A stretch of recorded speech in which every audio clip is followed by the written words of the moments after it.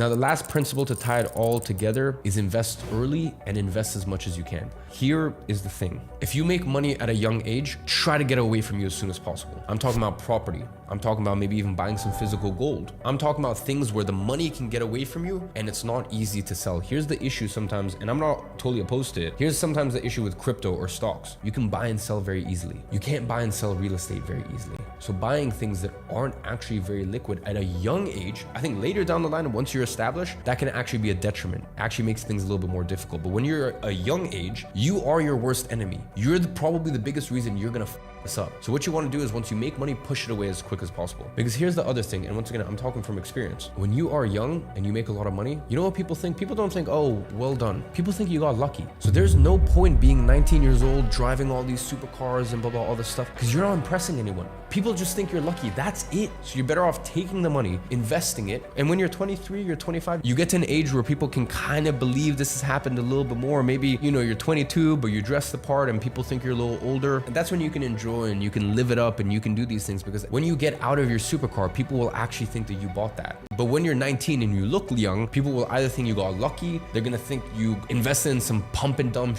coin, or they're gonna think daddy's money. So while you're trying to flex, and let's be honest, if you're young and you're buying these supercars, you're probably trying to flex. It's not even having the intended effect. So just tell yourself, you know what? Any money that comes in, I'm gonna invest as much as I humanly can. I'm gonna make myself solid and I'm gonna enjoy these things a little later down the line.